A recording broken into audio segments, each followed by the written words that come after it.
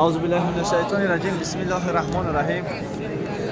برادران عزیز و خواران، مادران و فرزندانی که میخوان نیت نیک دارن که در روز جمعه با یک از دعا گویند، دعاگو باشند. ما دعاگوی آن هستیم که خداوند سردار گروه گورگانتور راه بلد را خداوند عمرش دراز کنه، ایمانش مستحکم کنه. دامل تاجدین که اولش خداوند و خداوند این برادر را برای ما راهنما در این سفر حجی راهبر کرده است. ما اول دعاگو هستیم، بعد بینداری خود را میرسونیم که چونین راه بلدا زیاد شوند که همه مردم تاجیک توانند مثل ما، مثل دیگر برادرها حج را پوره کنند و با طرز ترتیبش کنند.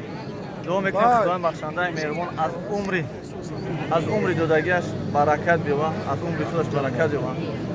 دعا میکنیم خداوند بخشنده مهربان در این روز جمعه روز دعا است. کل مومن مسلمان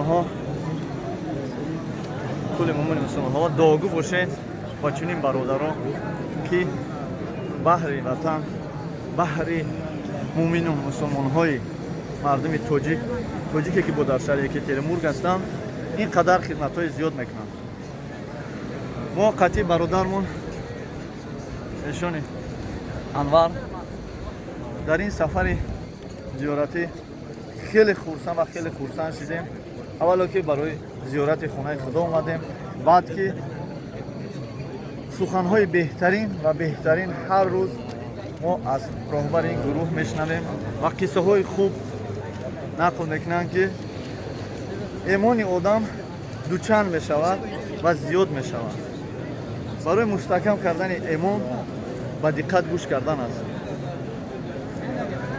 برادران عزیز، هنگام قصه هایی که ما گوش میکنیم اشک از چشم ما خود روان میشود.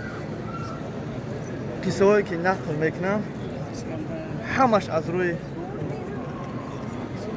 آیات های قرآن، حدیث های پیغمبر است و چقدر که شما میبینید برادر وقتی خود رو دریغ نداشته در خدمت ما و شما است.